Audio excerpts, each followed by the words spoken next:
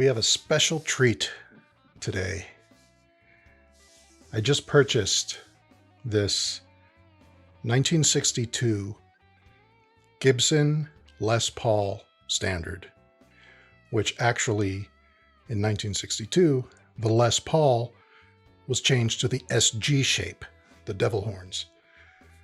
And it only remained a Les Paul from 61 to 63, I believe, and then they changed it to just the SG, which stands for solid guitar. This one is one of those 1962 SG standards, or Les Paul standards. So let's check it out.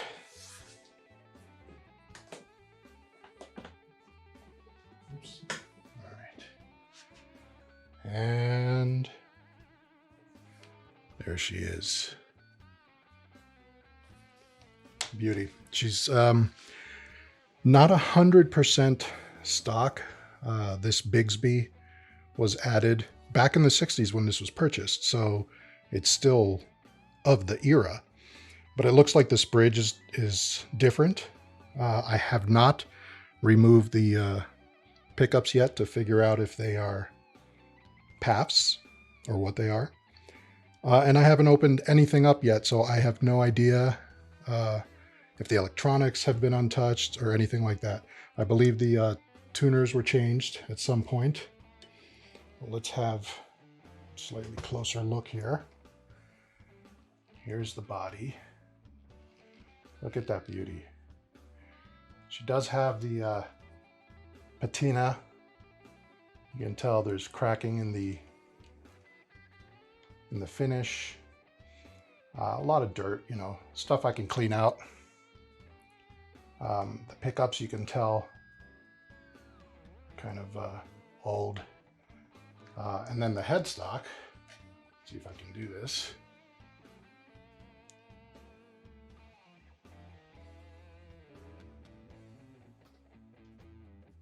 It says Les Paul. Here's the back.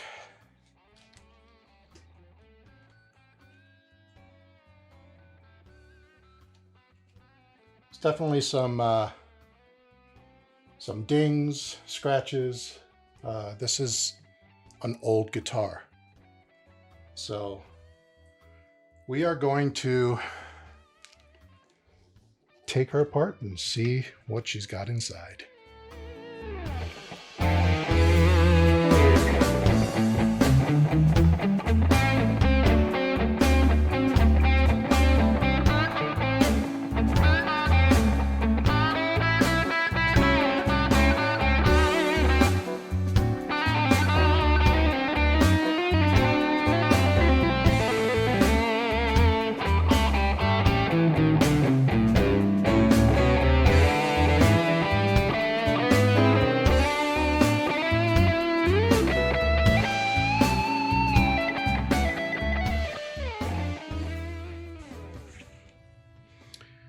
Okay, so before we go ahead and look at the pickups, which I'm sure everyone wants to know, are they PAFs? I don't know. I really don't know. But first, I'm going to open the electronics compartment, the cavity here, and see what we've got under the hood.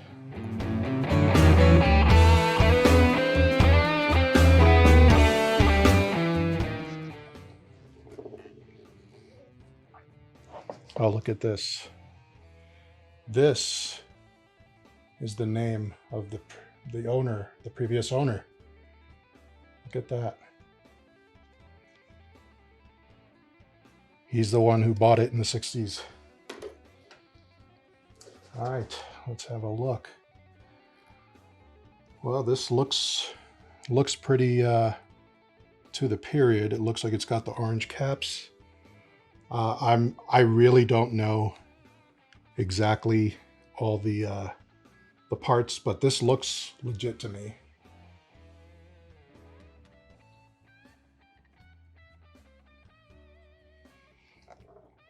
So I did plug it in and test it out, and it does work. I'm not going to mess with the electronics. The only thing I did notice were the pots were very noisy, so I'm going to have to spray those, deoxy it. So I'm going to cover this back up.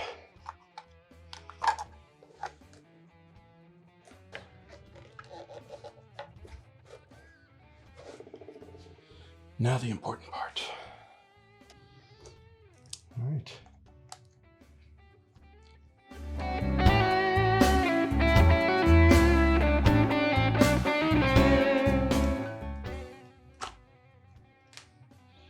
Now they could have the PAF sticker, they could have the actual patent number, or it could have no sticker at all, which was a transitional year.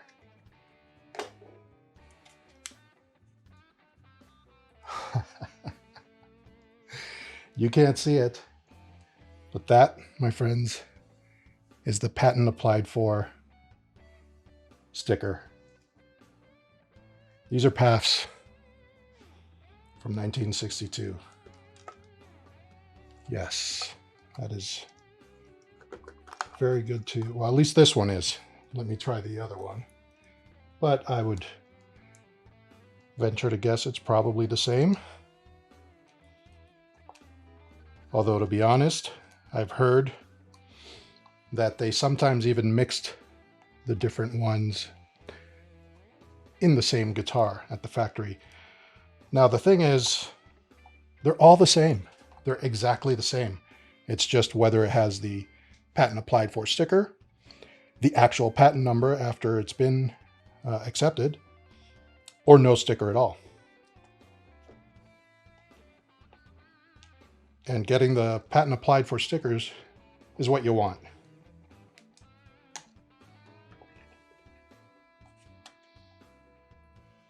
Oh, that is a thing of beauty. Patent applied for.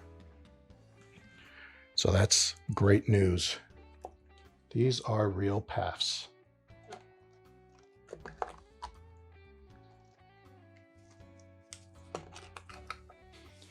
All right, I'm really curious about this bridge because it does not look like an ABR1. It is an LP bridge made in Japan. But that is not an ABR1 bridge, unfortunately. I'll look up the LP bridge made in Japan, but I'm sure it's not something that is all that desirable. But it is pretty old. I wonder if an ABR1 would just fit right in. They don't typically have the screws, they just have the pole pieces, so I'll have to see. I would like to eventually source a real ABR1 bridge and replace this. But yeah. So the Bigsby. The Bigsby is...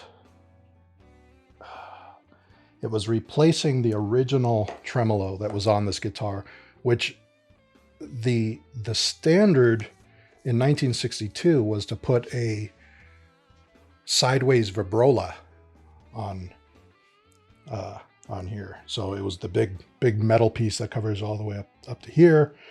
And this looks like it was replaced using some of the same holes that were in here for the sideways vibrola, because this Bigsby's much farther down on the body than what you normally see when you see a Bigsby on an SG.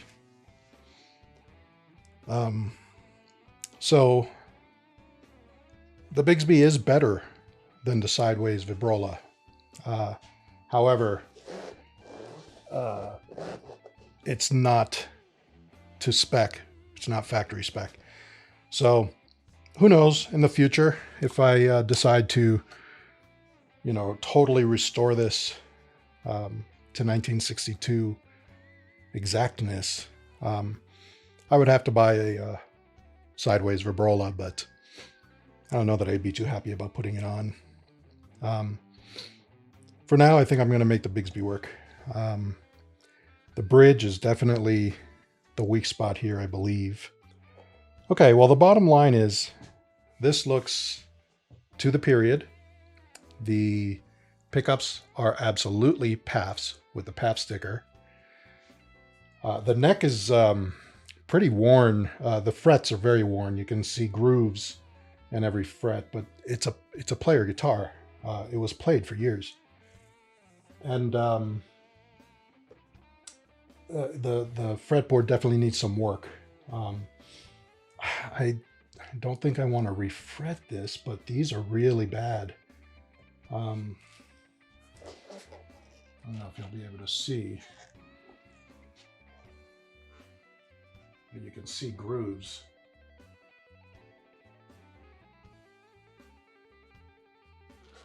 And that's a sign of having played this a lot, especially in these lower frets here. The fretboard itself has a lot of crud on it. That can be cleaned and oiled, some lemon oil. So I'll definitely want to work on the neck. The headstock seems to be in pretty good shape. It's got some finish issues, of course. I can clean it up. I'm not going to touch the patina. I just want to get rid of the dust. So the good thing is this has never had a neck repair. So it's in good shape. The neck seems to be in really good shape, actually. So overall, I think this is quite a phenomenal piece of history. Just needs a little TLC, clean it up, make it playable again. You know, I did plug it in and I tested it out, and the pickup sounded great, but the action was very high. I'll have to try to do a setup on it, but I don't want to go too crazy with the truss rod or anything like that. This is definitely something I need to be very careful with. So don't want to screw it up. But as it is right now, the action was very high. I'm not sure what gauge strings were on there. So all that, when I put on new strings, I usually use 10s. So I will set up the guitar for 10s so that I can play it. But yeah, I'm loving this. 1962 Gibson Les Paul SG Standard.